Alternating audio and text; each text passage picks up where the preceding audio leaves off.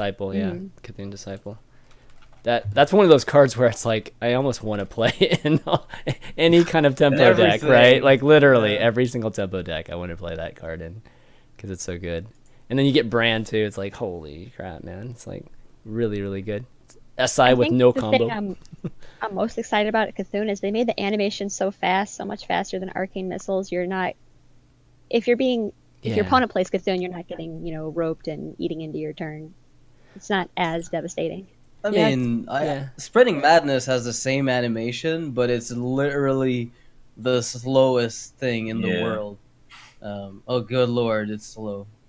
Yeah. I tried the Patron Warlock with Spreading Madness. Turns out it's terrible, but it was a lot of fun. Surprise, guys. It's bad.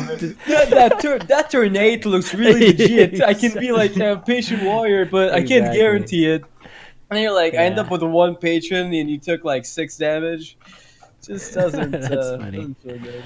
Okay, let's talk really quick about decks, and then we'll talk some subreddit action with Kat here. So there's this website. Let me link it to everybody so that everybody can go to it while we're doing this. It's in is that what language is that? Is that Korean? I don't know. It's not Chinese, I don't believe. I'm not sure what. Anyways, there's different translations for each one of them. And so what you do, you go to this site Japanese. And then click on the links of the actual players' names, and then they'll show you just 2 versions of the decks. One in is it Japanese? Okay, it looks like Japanese. One in Japanese, one in English.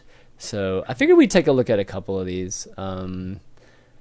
Let's see. I don't know. Why don't you guys just call out some? We'll just take a look at them. I want to see Jackie Chan. Jackie Chan. Okay, so the Hunter. That camel deck that surprised everybody so much. Yeah. I hope he came up with something exciting. Yeah, so this is the one I was talking about with Snipe, and Firebat was kind of referring to too. So let's take a look at this. All right, so it's got the 2 snipes. It's got 3 traps in it, and I've been kind of torn as to how many traps to have now in Hunter because they don't seem quite as good as they used to be. Obviously, when they cost mana. But it's the other stuff that's worse, actually. Funny enough. What do you mean? It's the other removal that you would like to play, and it's instead of the other cards that you would like to play. Yeah. With the traps, instead you end up cutting those to put the traps in because the traps still stay relatively good depending on your game plan. Yeah. So you'll find that people don't run like double mark or like double quick shot. So you'll end up with some cuts that you wouldn't expect if you looked at the decks that we had prior. Yeah. Because people could guarantee that those cards wouldn't be competing for that 2 mana in their hands. Thanks to scientists. That's a good point. It was kind of interesting. Didn't think about that. The way they've adapted. They curve a bit higher to get the call. Okay, so let's call out some interesting cards here. Stable Master. So I've never seen Stable Master played in any deck. So that's interesting. What function do you think for that one? 4/2 drops. It's pretty much it. I have 4/2 drops and they're beasts. That seems to work. Not a lot of beasts, so maybe like it allows you to make it out of the early game, get a free trade, and transition better. I guess I don't know. Yeah, that seems kind of sketchy. Yeah, that seems like I'd play Bestial Wrath over this, to be honest with you. I still think Bestial Wrath will give you the same free trade. You don't keep the body, but at the very least, it's a bit more reach if you can't even kill whatever's on the board yet. Wow, that is a statement I've never heard. I'd rather play Bestial Wrath. Wow, Stable Master, yeah, that is crazy. Probably than Stable Master. Okay. Between both, if I have the choice, I'd put like one. If I have to play 2 of these effects, I'd play 1 of each. But if I have to cut 1, I'd cut Stable Master. Okay. Personally. Okay. What do you think about Elix in this deck? Because it's not super high in terms of minion mana cost. Yeah, I mean it is a beast. It is one of the few 2-drop beasts, right? So. And most of the decks in the meta right now, if they're not a Cthulhu deck, then their curve stops pretty low, so it should probably have a pretty good chance of drawing you a card. Okay. All right, so interesting. Anything for you, Kat? Kat, that sticks out for you? Kind of surprised at Ram Wrangler. You guys were saying not too many beasts. So there's a couple activators in there, the Firebat card, the Toads, but yeah. The wolf is insane because the wolf, spiders are beasts. The spiders are beasts off the wolf. So I mean, Yeah. you just if you're like at all have a chance to win the game as hunter, you just always have beasts on the field because literally every minion in your deck is a beast, like except Stable Master and Hound Master, right? And then Ram Wrangler itself. Yeah. No, Ram Wrangler got an improvement for sure. With all these new beasts. Oh yeah, so a big one too. It's scary, man. If that starts making it into competitive play, I can just feel the salt, the salt coming on. Like it's gonna be. We're gonna find a new game, a new card game to play for a living, competitive, a new Steam game to play competitively. Was that it? It's the only way we'll see worms on the board. At least there's no juggler, right? Let's take solace in the fact that there's no like knife juggler in there. Okay, let's all take a minute to appreciate. The absence, sure, but you know, right now there isn't a juggler in the list. It's in mine. So no, don't even go there. Okay, all right. Let's get recovering. Let's pick another deck. So Kat picked that one. All right, we'll each pick one. Noxious, you see one that's pretty cool? Well, I saw the there was a paladin list from Strifecrow. Yeah, the Death Rattle one. Yeah, Death Rattle was from Strifecrow was actually pretty interesting. Yeah, anything from Strifecrow should be I feel cool. like it's not optimized at all. Like this list is very, very, very sub-optimized. But we were talking about N'Zoth Paladin a bit earlier. Healbot. And this is kind of the type of deck that I think N'Zoth shines in this type of deck because it brings back big beaters like Corrupted Healbot. And mid game you play it, it's a drawback because they restore health, but you don't care since they don't need they haven't taken any damage. And late game they're probably out of removal, and if they have to remove N'Zoth alongside double Corrupted Healbot and Cairn, yeah, you're probably gonna beat them down, and they're never gonna kill any of that stuff unless they're Control Warrior, in which case, well, you're shit out of luck. It's not your day. Yeah, this is you interesting. You shouldn't be playing this deck probably against Control Warrior, I imagine. Okay, you know, I'm not sure about like Keeper, Twilight Summoner. Yeah, the Summoner potentially sticks out to me. questionable. That sticks out to me. Summoner at all. Yeah. It seems like I'm pretty sure you're trying to force N'Zoth to work in the deck, whereas like you don't really need it to make N'Zoth work. But I mean, I guess it's a 4-mana 6/6. That's what I'm saying, right? Like it's not optimized, but the idea of the deck, like the entire the line that it's taking to make valuable the N'Zoth that it includes is good, because Corrupted Healbot is one of those things you would play nowhere if you're trying to kill the opponent, but because you're using it as control, like board control in the mid game, and then as a finisher in the late game, I think it's really effective here. So, Twilight Summoner? I think Healbot is kind of the big thing. Summoner, I'm not a big fan of. Yeah, like, I think in this deck it's worse than elsewhere. Twilight Summoner. Let me just remind myself what Twilight Summoner is. It's the plus. The 1/1. Oh, the 1/1 with the faceless, right? Yeah, it's 1/1 that turns into a 5/5. So I mean, like overall, like you have a ton of healing in your deck. So I mean, you have a lot of time, and it's very mana efficient for if you want to take a bunch of face damage, right? Because they ignore it and punch you in the face, right. And then your 1/1 turns and gets to trade with something, hopefully, and turn into a 5/5. So maybe that's the idea, but I'm not a big fan of it either. Okay. I don't really understand why there's humility when there's already the Equality Wild Pyro. Because and 4 mana 7/7. Yeah, 4 mana 7/7. 7/7. If anybody's watching the show right now, the big takeaway is 4 mana 7/7. It's out there, guys. Why not it's just out do there. 2 keepers instead of two humility? keepers? I don't know. Yeah. It's still a 3/3. Well, I mean, you gotta I kill guess the you're Tunnel right. Trog. Oh, I see what you mean. You gotta kill the Tunnel Trog. You gotta kill the Tunnel Trog too. You got a So quality you need pyro the in mana there. efficiency. Yeah. No, but I see your point though. I see your point. But Yeah. it's like it's a good one of in every Paladin control list very often. But I guess there could be a substitution. I just think he's really heavy on the 4s.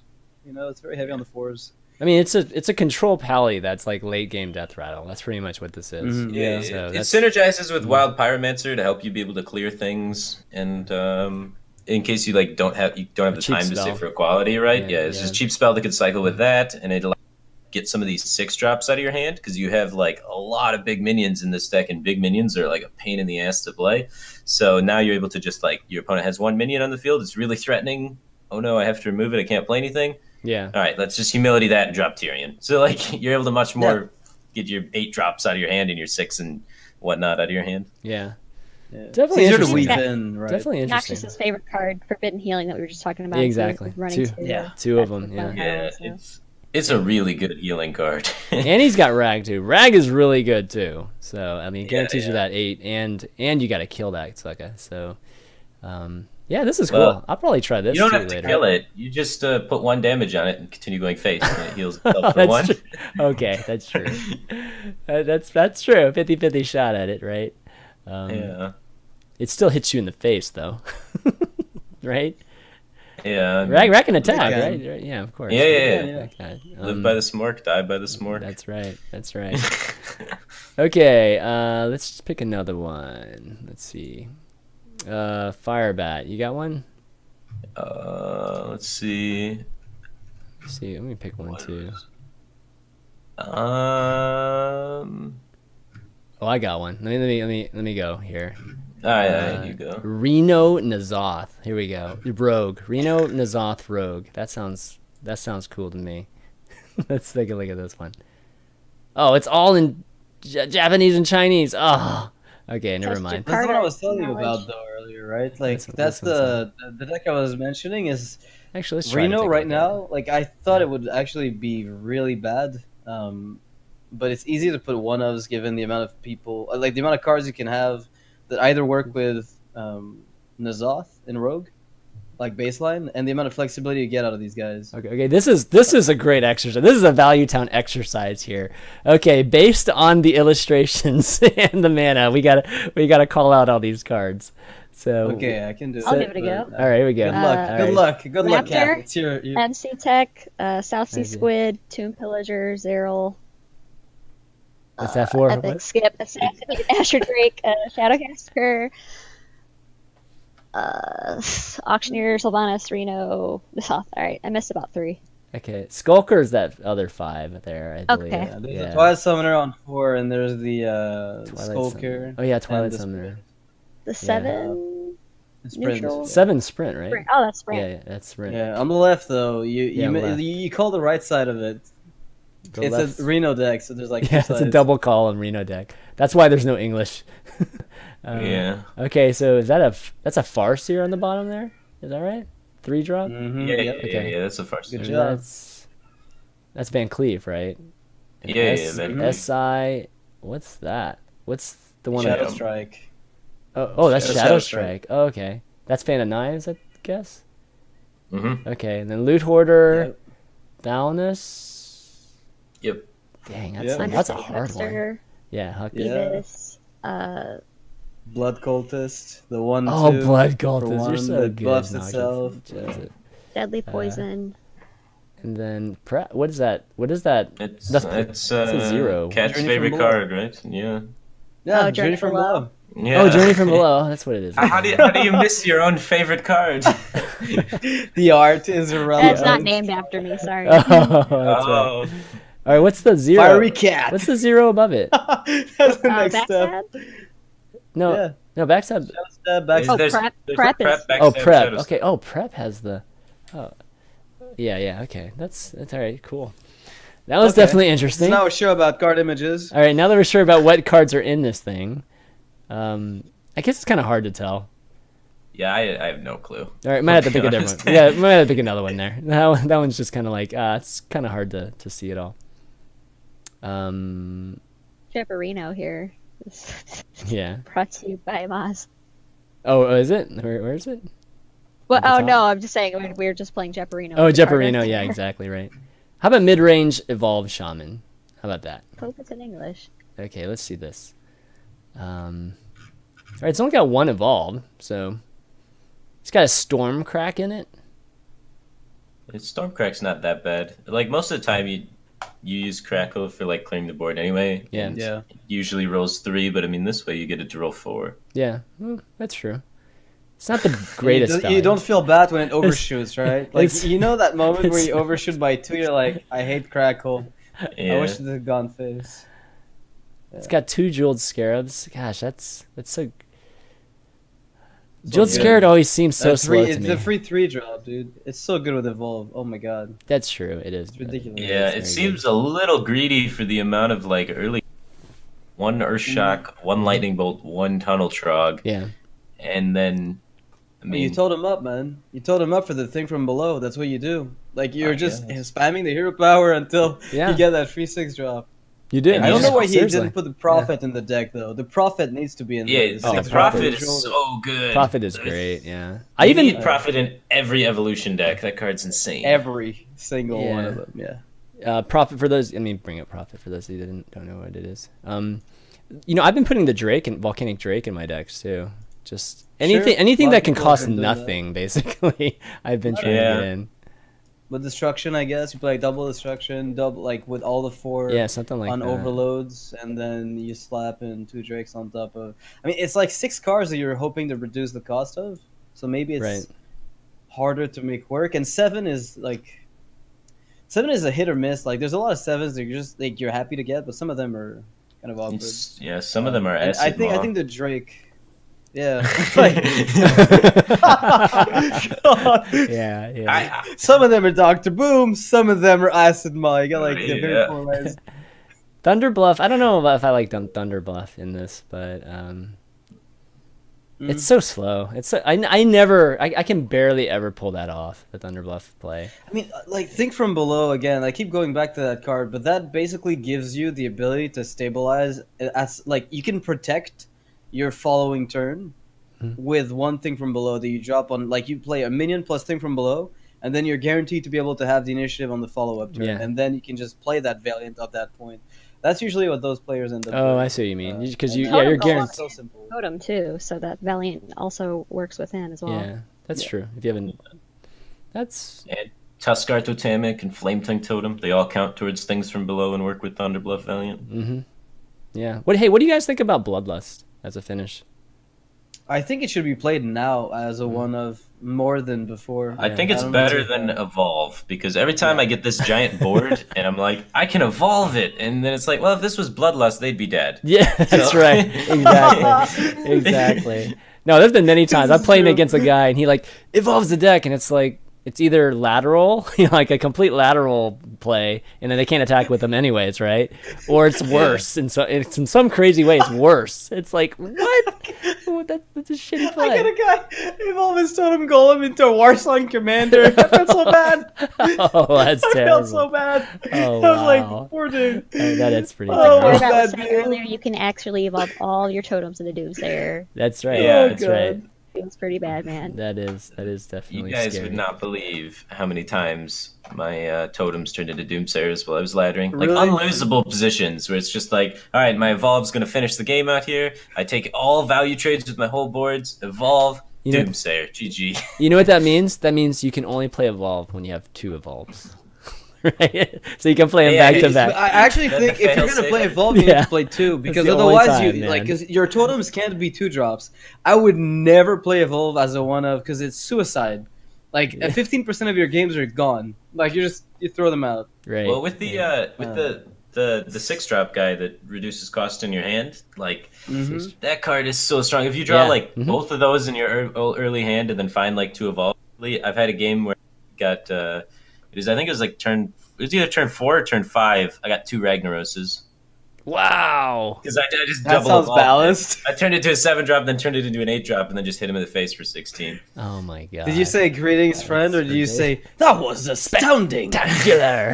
that was spectacular. I don't know what they say now. But... Yeah, what does Shaman say? Do you guys know? What does Shaman's?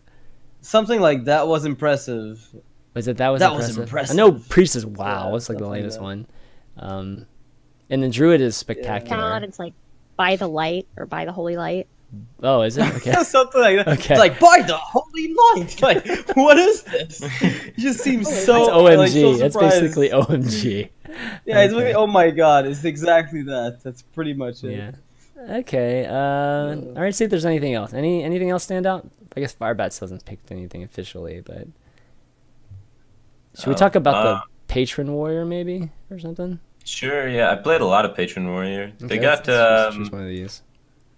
Yeah. I mean, I'm not like that big on the decks most people are playing. Like everyone's trying to throw in Wild Pyromancer. I didn't think that was like necessary to throw in. The main card that's really good is Blood to Ichor. I don't know how to say it. But Ichor, yeah, Ichor, the one. Ichor. Yeah, that card's fine with it on it.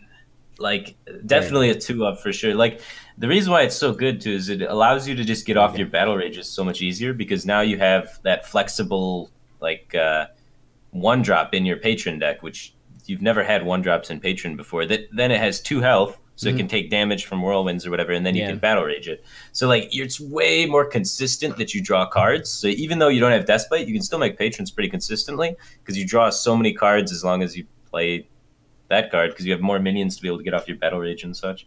Yeah, so, I agree. I originally didn't think it was going to be that good. Like I'd rather have, you know, maybe Taskmaster or Inner Rage is still probably in it, but I was playing around with that, and then I just said, screw it, I'm just going to play Blood to a core or whatever. And yeah, it's been great, actually. Ever since I've played it, it's been great. Yeah, and it's good against aggro, too. You just, like, they play a 1-drop, and you just throw it at their 1-drop, and then get a 2/2. Now you have... Yeah, you have a 2/2 against their 1/2, because most of the 1-drops people are playing are like 1/3s. 1/3s, yeah. No, exactly. It's pretty much, it's actually getting standard, it seems like. Every single class is going to be getting one of those. Yeah. So. Have you seen much of the Nazat's first made, by the way? Like the 1/1 that gives you a 1/3 weapon? I've played it in Pirate. Have you seen any of it? It's kind of... It's definitely weaker than I thought. Like, it's... Because it has 1 health, like you can't do much to it. Like, and then I mean, the metagame is different, right? So you don't have as many like Leopard Gnome is no longer every time opening against you. It's not like Firebat is in every single deck. Except Hunter now. Yeah. Hunter's like the only class that just doesn't have like a decent 1-drop to just throw out there. Yeah, exactly. And then a lot of times you have Fiery War Axe too, so it just negates the weapon. Like you get 1 swing from it anyways. And I don't know. I mean, it's nice to have a 1-drop for a warrior, especially a pirate warrior, but it's definitely not as good as I thought it was going to be. I thought it was going to be a lot better. Well, the metagame doesn't support it. It's good still, but it's just... I mean, you can really snowball with the pirate warrior if you just play all of the pirates and then like upgrades and then play that guy. If you get that guy in 1 and just start upgrading that weapon, it snowballs so hard. Like it can, but then, but again, you still end up having like it depends how many weapons you play. Like if you don't play that many weapons, you could throw Valkyrock in there and get some extra weapons. You might end up with or something. But... I've been playing Defenders, you know, like King's Defender with some of the taunts and stuff. Yeah, get a Poison Blade. Yeah, so. But the 3/3 is the thing that you try to set up, right? No, the 3/4. Sorry, that's the thing that you're trying to set up, and it's just like, do I set it up on Fire War Axe or do I set it up on the hook? And it ends up being this funny. Honestly, wherever you set it up, sometimes. As long as you upgrade twice, like just make sure that you hit at least twice with an upgrade hit like ability, and you should be okay. Because there's no Deathbite, your point of reference is nothing. Like you have to go at some point to 3. If you can reach 4, then you're like there's nothing. It's Fiery War Axe's baseline, so if you can reach the 3 attack threshold, then you're already kind of doing okay. Yeah. If that hook is there and you get South Sea on 2 and then turn 3, whatever it is, like there's an interesting curve with like Fiery War Axe on 2, where your turn 3 can be used for something else than upgrading your weapon, and you keep that charge saved up. And on turn 4, you go for the upgrade Dread Corsair plus the Bloodsail Cultist. That is like that is a really, that is I really like that Blackwater Pirate. Weapons cost 2 less. I mean, I've been playing with that too. Tentacle for arms. I haven't used it yet. I've been playing with it too. Yeah, I haven't figured out how what the best moment is, because you can get like a free War Axe right with it, and then and then a 1 Corsair after that. Might be worth actually throwing a Gorehell in there. Oh my god! For cheaper. How busted would it be to play Gladiator's Longbow on 5 after you job this on 4 in Hunter? Oh god, yeah. Maybe Goron. Wait. Let me just stop you there and remind you. 4 mana 7/7. Yeah, 4 mana 7/7. Hey, but we have a 5. You're already dead. Hey, but we have a 5 mana 7 weapon though, Firebat. We can only take 14 damage, right? That's... Wait. The thing is, we don't take the damage because we attack into the 7/7 with our weapon. That's what I'm talking about. Well, that's after and use the hit 2/5. So. Yeah. No, they haven't. Well, depends if we've gone. Depends if we're going first. Yeah, depends if we're going first. We always go first. That's the rule when you're making up these scenarios. You're always first. So Bloodhoof the Brave. That's one card that's been something I feel like is pretty. So good. It's very essential to these decks that I've been playing around with pirate wise. Pretty cool. It's like a 2/6 enrage +3 attack, but it's a pirate, I believe, right? No, I don't think it's a pirate. It's not a pirate? Okay, I thought it's not a pirate. No. It's just an enrage card, but it's like a 2/6 taunt for 4 with the enrage +3 is like actually insane. Like I didn't think it was gonna be as good as it was, but it's like really solid. Like I've been playing 2 of them in my patron deck, and any sort of Tempo Warrior builds I've been playing, like it just falls at the right time. You know what I mean? Like when you get that captain's sea captain or whatever on the board, you know, where it's kind of it's definitely vulnerable at that point, right? Like that 4-drop big taunt is like just perfect. And then the 7/7 kills it, but then it's, you know, it's fine. At least the 7/7 didn't hit you in the face that time, right? You know. I mean, the thing is, like, Shaman has the best answers to their own threat. That's the weird thing. Like, the best answer is Hex, and that's it. And you're looking like Feral Spirit, Hex, whatever. There's Shadow Word Death. I mean, there's a lot of stuff. No, it's honestly, like, the thing is, if you're playing Priest, you're not following up with a threat. Shaman just hexes it, and then they move on to their own turn 4, turn 5, which right now is really powerful. And it's just one of those situations where, like, the class, it's like Azure Drake, not Azure Drake, but Twilight Drake. Like, if you ever have a meta game where Handlock is good, then Earthshock and Hex just become busted. And I feel like the format of 7/7 is Handlock-like in the way that it operates, and you kind of need that Hex at that exact moment. If you don't have it, you just get rolled over. Yeah, I know what you mean. You guys been playing BGH at all? I left one in my Control Warrior, and it's all right. You know, someone drops a rag, you're set, but it doesn't feel as good as it did before. Yeah, gotcha. Definitely. Okay, well, let's wrap up the deck talk here. I think we covered a lot of stuff there. Hopefully the viewers enjoyed that. Let's talk some Reddit now, since we have got Kat here, and first time Kat's on. And for those of you that don't know, you know, Kat manages the subreddit and all the mods and everything there. So I guess just talk a little bit about doing it, Kat. You know, just all right. Well, you know, we know you're a volunteer, Reddit, right? And I need to first. I actually have to talk about Firebat. Okay. And Firebat won the World Championship at BlizzCon. We were so excited. We're like, oh, it's our first time we're at BlizzCon, and he won. This is a big deal. Let's try and get him to do an AMA. And he said, no, Reddit is too mean. Whoa, wow. Calling you out. Oh, so we are a bunch of jerks there. And you're right. It is volunteers. So we just, every 3-4 months, we say, hey, does anyone else want to help out? Have open round of applications and join in. So I joined as a volunteer about 2 years ago, and then our old head mod left. He just said, hey, I don't really have enough time to be doing this anymore. I feel like leaving. Who wants my spot? Right. And we're like, well, we don't know what to do. So I just said, I'll try and do it, I guess, and I've had it since. Okay, and Matt's a long time. I mean, it's like a year and a half now. That's crazy. So I guess talk about just the challenges of it. You know, one thing about the subreddit, you know, a lot of times being mod, and especially head mod, it's like, I would say it's a thankless job, you know, just because, you know, a lot of people I think we don't appreciate necessarily that you guys are doing this for free, and then when you guys make a mistake, we just get all over you guys. But whenever you guys are doing great things, we never, you know, we never say anything, right? So I guess what are some of the things, or what motivates you to do it? I guess that's the first question. Well, talking about how some people get on our case, the feedback is pretty 50-50. You'll make some hey, you know, we have this rule, and you'll have half the people saying, great, I'm so tired of seeing this, and the other half saying, no, let us post whatever we want. And you really can't please everybody, so you just try and find that happy medium. I get hate mail and good messages in mod mail every day. And it's fun. I get to see a lot of the members of the community. We actually kind of collaborated with Blizzard to push out that big FAQ yesterday. We were able to send them questions about card interactions and put that together for everyone, which was a lot of fun. So here's a question. Get a little, do you reach out to Blizzard for stuff like that, or they reach out to you for stuff like that? That time they actually reached out to us. Same with the card reveal. Previous expansions we'd been begging, like, hey, Tempo Storm and Hearthhead and Hearthpwn get card reveals. Can we have one? Seriously, no. right? They're Yeah. already all Nice. assigned.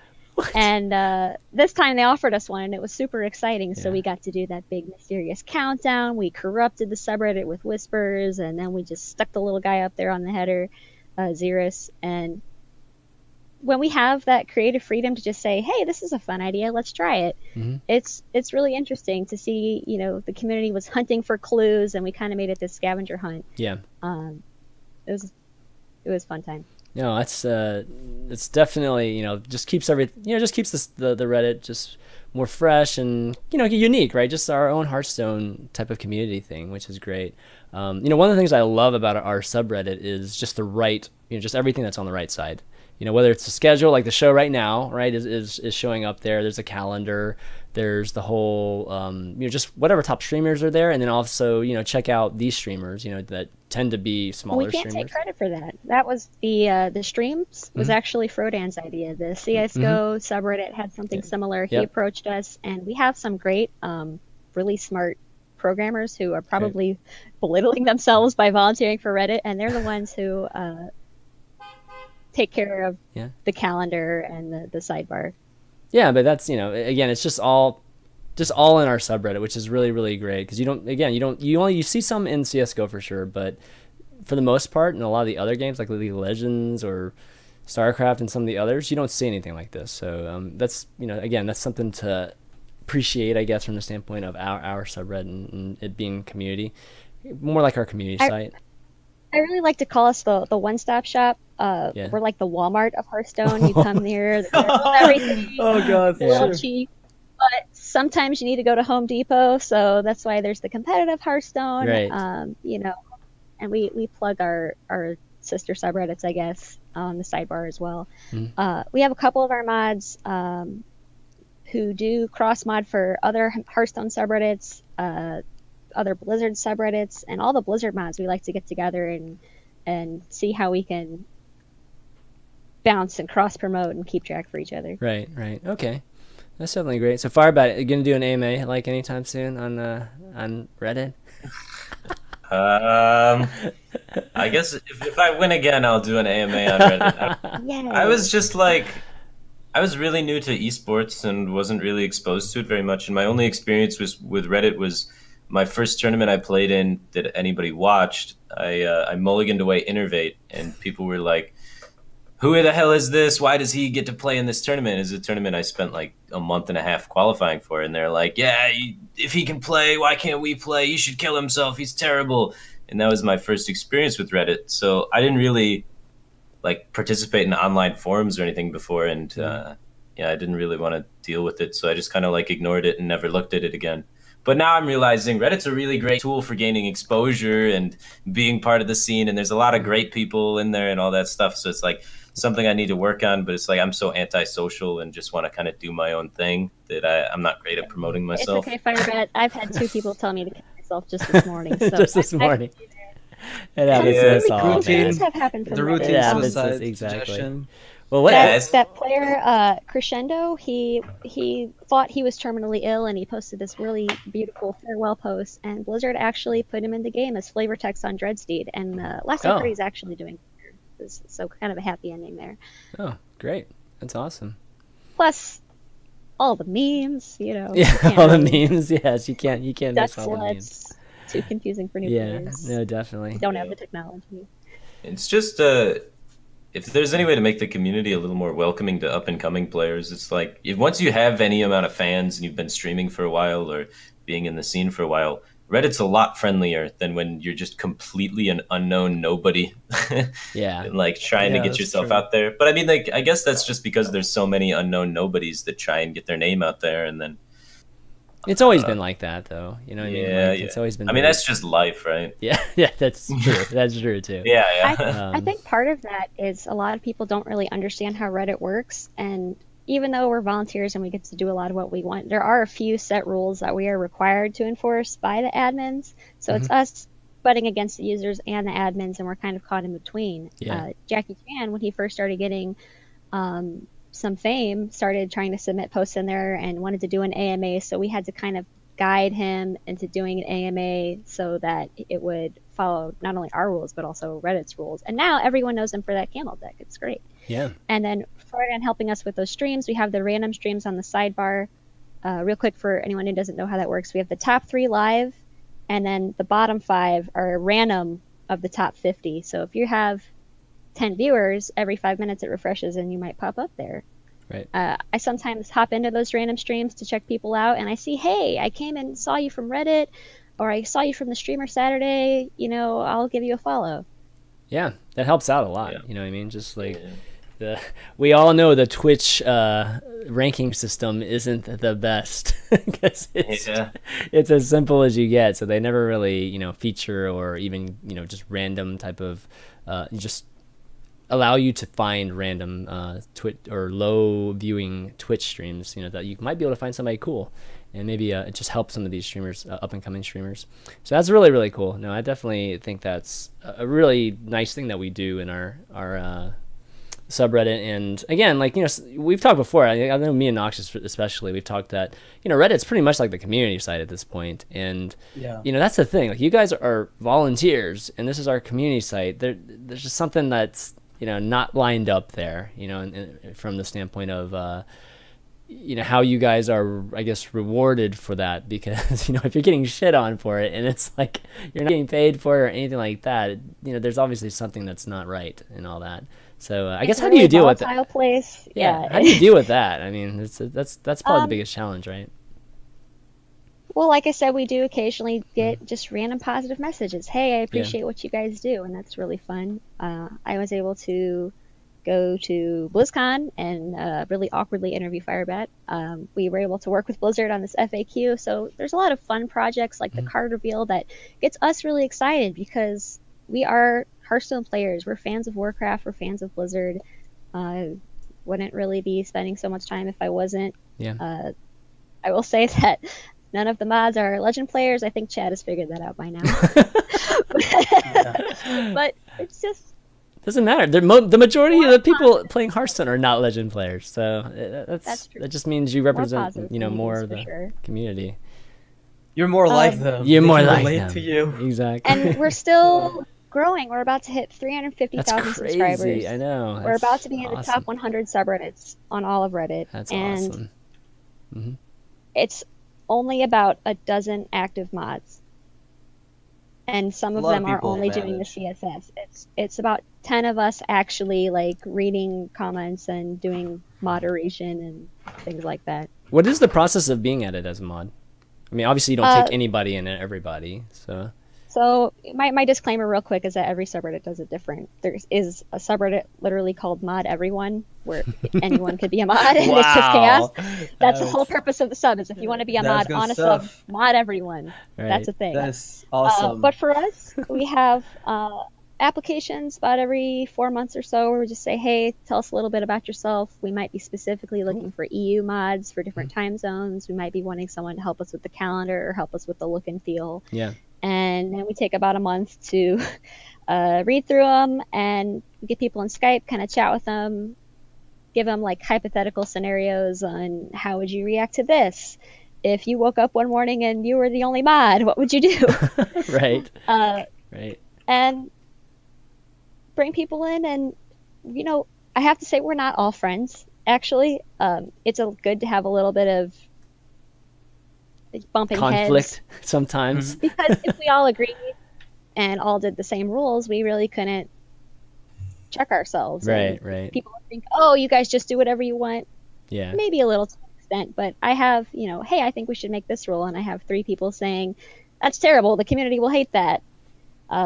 We have a democracy back here and we vote. So even though I'm the owner of the subreddit and I am technically in charge, I knew that if I ever stepped in as a dictator, all my volunteers would leave and I would be left there by myself. So I really depend on these guys for the support, and I give them a lot of freedom to give me feedback and to handle the community how they see fit. Well, that's definitely good to know, because I'm sure there's some people out there that just think it's like just one person there that's just picking and choosing when to, like, you know, comment about a Reynad post or not. Vocal mod, yeah. I'm actually a Reynad fan, and people don't believe that, but there are mods who don't like him. Just like, you know, we are all fans of different streamers. So yeah. I think that wasn't handled very well when some mods said they weren't fans of him. But I know that on the show a couple weeks ago, you and Raina did go over the Reddit issues between him, and we've since talked to him, and I think we're not best friends, but we're okay with each other now. Working relationship. Yeah. That sort of thing. It's beneficial to everyone. You know, if he posts on Reddit, we get traffic and our community gets excited, and then he gets traffic. It's better for us all to like each other to an extent. Yeah, of course. Yeah, it's easier when the entire community is kind of working in tandem as opposed to being kind of antagonistic to one another. Yeah. Exactly. Absolutely. That's why when that Oddshot issue came up where people were posting Oddshot clips and stealing streamers' VODs, we came up with this rule that if you want, we'll take down Oddshot videos if you're the creator. And so bigger streamers can post the traffic themselves, but smaller streamers, if they want the recognition and they want to get their name out there so people can follow their channel, they'll leave it up. Right. No, I think that's good policy. Well, I mean, I just want to say, you know, I definitely, at least me personally, I'm sure probably these two guys too. I mean, we appreciate the work. Again, like, you know, you're volunteering your time. You've got a job too that you know, come home from every day, and then, you know, you go through all of these mod messages and, you know, make decisions based on what is our community site, in my opinion, right now. So, you know, big thanks for that, Kat. Thank you. Couple of small things I just want to say. Some of you might not know that Ben Brode and Yang Wu actually got shadow banned from Reddit by the admins a couple of months ago. I remember that. That was fun. And they came to us for help, and there was nothing we could do about it. I was like, we can talk with the admins with you, but why did they get banned? What was the reasoning for it? Yang Wu posted a Twitter link, and I think they were all at the office, voted through the Twitter link. They saw the traffic was coming from the same place. Got it. A bot That's just crushed him down. Yeah. It's just like the entirety of the... You can't do that, guys. Yeah. There's a lot of misconceptions about what we can and can't do. You can't do that. Asks us for help. I'm like, sorry. Dude, I should be a living example of that. But, but anyways... Really glad that you and I have a good working relationship too, Chan. Of course. But why don't we take some questions? We're running out of time. We've been kind of going over actually by a few minutes, but I promised we'd have questions today, so let's do it. Let's see. Some of these are just generic. If you have any questions, just tweet them to @ChanManV, and I'll read. Let's say 2 of them, and then we'll call it a day. Do you guys have?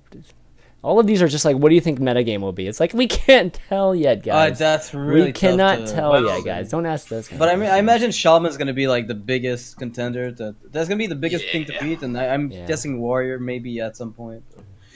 Warrior? 4 mana 7/7. That's the 4 meta. mana 7/7. 7/7. Well, like Okay. Noxious said, everyone's playing the new cards. He thinks Elise is going to be good, but who wants to play an older card right now? Nobody. Yeah, exactly. Like no one plays with the older stuff, but it's kind of like when the League of Explorers came out. Like, everybody had all these cards that they played, that they loved, and they found were cool. Yeah. But like, gave it a month, and not even a month, like 3 weeks, and everybody was back to playing standard Druid with like Nax Shaman cards with nothing from the expansion. So it's just give it time. Like the hype will settle, not die down, but like settle, and then. You know, you'll see what the metagame looks like. It's really hard to anticipate, given the amount of moving parts. All of like top 100 right now is like Zoo and Face Shaman. Yeah, like, pretty much. Like it hasn't changed. Like it was Zoo and Face Shaman pre-expansion. After expansion, most of the top 100 is still Zoo and Face Shaman. And I mean, that's better for someone. It's not surprising. It's just because there's always a large amount of cards that remain the same in those two decks. You know what I mean? And even Cancer Hunt, even Face Hunter, right? Well, it's the same thing. Yeah, I mean, it's like, it might not be good. It's just like they might not be the best decks. It's just what people were playing before the expansion came out. Yeah, it's sort of like keep doing. It's sort of like in their mindset of what to build because it's very similar to what they were playing before, and it was working for them then because they were top 100, and now they're still top 100. It's the most refined too. Like if you only have to swap 2 or 3 or 4 cards, it's still pretty darn refined. Okay, so actually, so Benjamin Sunnet. Is it Sunnet? Yeah, Sunnet Karma. He actually has a question that I kind of let pass just because we were talking about other stuff. But he wants to know, why did Firebat mulligan innervate way back when? If you remember, like, why would you ever innervate? I guess or mulligan innervate is the question. I wasn't trying to. Just got nervous and misclicked. Oh, okay. It's like something I'd worked so hard to be able to do is to be able to compete in Hearthstone because it's such a hard scene to sort of break into. Well, it's easier now, I guess, but like in the original like open beta scene, it was like literally impossible to get to any of the tournaments because like these players were like known from other things and then got brought in, and Hearthstone wasn't being taken too seriously as an esport, and I wanted to compete. And so by the time I finally got the connections, did all the requirements to be able to actually get in the tournament, my first opening hand in the tournament, I freaked out, and then Innervate was gone. I hit that confirm button, and I watched the Innervate fly away in slow motion. Just, no! That's when you wishing it came right back into your hand. It was mostly a mistake, right? So it was a mistake. Yeah. Okay. It was just like straight not up thinking. Like I don't know. Okay. Yeah, I thought you were like, It's all right. It happens. Some kind of that explains amazing. it for all the people who thought it was intentional. Yeah. And that we were just bad at the game. Like, why the hell is he even playing Hearthstone? Innervate. Still broken, folks. Still broken. So, all right. Let's see. Great answer. All right. One last card. Sir Nazgul 6 asks, what kind of Cthulhu warrior, control warrior lists, I guess, would you make? I think there's one already out there, right? Yeah, I've tried the. You're looking at. There's a Just Saying posted a Cthulhu control warrior list. Let's just take a look at that. Well, go ahead, Firebat, while I take a look. There's like a bunch of different ways you can take Cthulhu warrior, right? Like you can go with the Tempo warrior shell, which would the like deck Zixo took the #1 legend with Whirlwind and Battle Rage as the card engine with the Accolade of Pains and just sort of more on curve stuff instead of having like Justicar and healing. That shell works really well with the Cthulhu stuff because you're just playing minions on curve, and that deck wants to play minions on curve. Right. So that's the shell like I originally jumped to and thought would be better, but I think the control shell is actually stronger than that. Like you just get fatigued out by other control decks, and you're not that great against aggro with that shell, so I don't think it's good enough. And then with the control shell, with like Justicar and things like that, and then you can get I think it's like an 8/9 for 8. It brings your Cthulhu back. Yeah, it brings it back. The Caller, right? The Doom like Caller or whatever. Yeah, you play like a pretty mediocre control warrior deck, just pretty standard, just all the slams, bashes, executes, shield slams, like all the same cards, and then you just throw in the Cthulhu crap, and then it's like pretty good, and then you get the Cthulhu off whenever you can, and it just clears their board and causes them a huge trouble to be able to deal with, and then you play that guy and get it back to life, so it slows down the game even more for you and makes up for the disadvantage of playing Cthulhu cards. But the biggest problem I ran into it was you can't beat real control decks. Like you're like you're like a pseudo control deck. Your win condition's like more of a board clear than a win condition. So you need to have a little more oomph in there somehow, like Elise or something, if you want to actually be able to beat like Priest or things like that. Because otherwise, like Priest just entombs your Cthulhu and you're dead. Like, good lord, man, I think like the feeling of anger that I had when I saw Entomb the first time. Like I'm a Priest player. Like I love that card, man. I love it because I play Priest. But the feeling I had that it was just make the control mirrors so toxic, like that has never been truer. Because we see a lot of people trying out those slow decks, and it just like there's no point. Like you start against a Priest as a control deck, just roll over and die before. Like don't even waste 30 minutes of your life. Don't even do it. Well, unless you have an OTK combo, then Priest. Right, like the Young Dragon Hawk. Exactly. Dude, have you seen anyone run that? Like the Young Dragon Hawk Rage Charge. No, isn't it just worse? The old one. It's worse than Worgen. Yeah, for the the big one, right? Yeah, it's worse than. It's worse than the Worgen combo. I mean, you don't want to use Rage with it. The only thing that makes it better is it can be a 2-card 13 damage combo, right? That's the upside. Yeah. Well, it's 10 mana cards, still, right? In the matter of cards. It's almost the same. So, if anything, it's almost the same. But like, if you want to actually use Rages with it, which I don't think you want to do with the big Dragonhawk combo, because you just wanted the flexibility of it only being 2 cards. But I don't know. It's not big enough if that's couldn't it be just one of those added win conditions in a control deck that you just kind of slap it in there and forget about it, and then at some point you steal a game with it? Well, like Warlock does that in like their Reno builds and stuff like that. But Yeah. that's because they have life tap. Like Warriors card draw I guess you're suck. right. I guess you're right. Yeah, never mind. The card draw is even way worse now because Despite's not a card. So it's like that's the tricky part with Control Warrior right now is figuring out how to make your card draw better. And like you could add in like Blood of Ichor to like be able to proc your Acolyte better, but then you're playing a very low value card to increase your card draw, which means you need more card draw because it's a low value card. So you get in that weird paradox there with that. So it's like really you hard. added Finley to compensate, then you turn into Patron, and you're like, fuck this. I'm out. Yeah. You're just never playing Hearthstone again. Exactly. So that's like the only tricky part with Control Warrior right now is figuring out the right card draw mechanic. Because if you use Elise as a win condition, you do need a little bit of card draw. Yeah. I think Cthulhu is really tough to build for Warrior. Like, that's the tricky part. Control Warrior, I could definitely see what Nexus Champions are on and whatnot. Like, there's a lot of really okay builds for Control Warrior that are doing really well. That might need more refining, but usually I think they can abuse the unstable metagame. It's the Cthulhu decks that I'm just not sure about yet. Yeah, sure.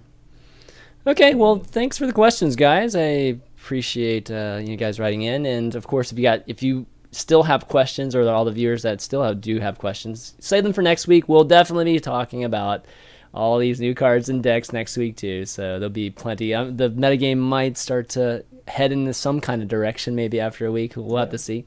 Actually, Firebat will be playing in an event, so at least we'll see some event meta at that time. Is it Austin? No, I'm going to Toronto for, I think it's EGLX, and then from EGLX there, is the local tournament we've got in Canada. So yeah. Are you going to it? No, I declined the casting gig a long time ago. I'm pretty sure they found other people. I just kind of never followed through. Okay. Yeah. So I got that one, and then I got Austin that I'm going to. Cool. So I'm going to be there. 2 back-to-back I'll see you at Austin. Yeah, I'll be there too. Yeah. We'll all see each other. Maybe you can hop on. We're planning on doing we're going to try to do a live Value Town there. So maybe hop on there first. It might probably be a quick show. It won't be like a long show or anything. But never done a live version of my shows like ever. So that might be a good opportunity to do it. Well, yeah, that could this is live. Well, I mean, like all in the same spot. Actually, we did an Unfiltered at BlizzCon. Actually, so that was the first one. But Value Town, we've never been all together and doing just one of those type of shows. But yeah, so why don't we do some shout outs? Kat, and Firebat, great to have you on. I mean, it's been definitely a pleasure. A little bit of, just the deck and card talk, and a little bit of Reddit talk, which is always great. You want to do some shout outs, Kat? Oh yeah.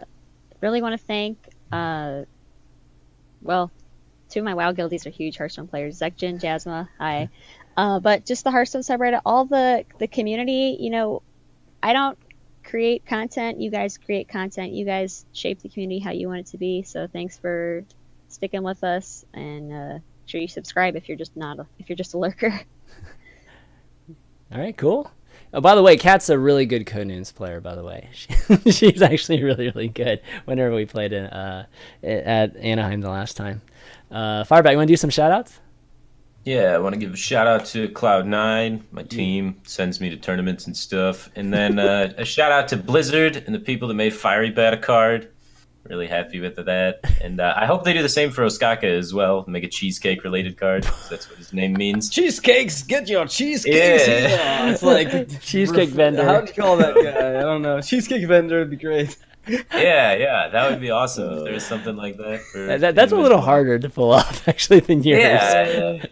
But still, if it becomes like a trend and it keeps happening for all the BlizzCon champions, I'd be really happy. Yeah, you guys definitely deserve something, like whether it's card back or like your own card back, just you, or a card dedicated to you. That'd be awesome. Yeah. But Noxious, any shoutouts? Yeah, big shout out to the dev team again for making this expansion. It opens up a lot of opportunities for some of the more, the Johnny players, the guys who like to play with really big stuff that does flashy things, as opposed to some of the more, like Ballad Shredder might look like a flashy card because it does random stuff, but it's really not. It's not explosive or fun in any way. Yeah. But now we've got like these old gods that you can build. You can take like a good deck and make it worse by putting in the old god, but when you win, it looks cooler. So I am sure all the people out there who love that playstyle, including myself, thank you for that. So, yeah. Right. Shout out to you guys. Awesome. Yeah, definitely a baseline. I mean, the basic deck has improved by a lot. I mean, at least you get Cthulhu. So, and a lot of those vanilla like Cthulhu cards are pretty cheap. So, yeah, all those Johnny players or whatever you call them, I'm sure they're having a great time. But yeah, big thanks to you three for doing the show today. Big thanks to all the viewers for coming and watching and just participating in the chat and all of the questions, of course. You can get the VOD or watch the VOD if you missed any of the show earlier at youtube.com/ChanManV shortly after the show, probably like about 45 minutes or so after the show. And then you can listen to it on audios. I know a lot of you folks like to listen to it on at work or on the way to work. You can find that on iTunes or on the Google Music /podcasts, you know, that they just recently started their podcast or opened up the podcast section. So you can find Value Town there now too. And if you like it, only if you like it, leave a nice review there, and it definitely helps the SEO for the show. So I really appreciate it if you do that. And a big shout out to our patrons too. So if you want to support the show too, you can go to patreon.com/valuetown and become a new patron. Just a big quick shout out to CJ Hines, Cadell Arn Wolden, Peyton Duke, Shane Sherman, Jacob Sebastian Fell, Gary Duchess, Atomic Junkie, Vincent Gobel, and Josh Silvestri. Big thanks to those patrons, and every week we're just gonna pick different patrons or random patrons and our top patrons, give a shout out. So big thanks to them. Okay, so that's going to be it for Value Town. Until next week, for DeviousKat, Firebat, Noxious, and myself, ChanManV, we'll see you next week. Later.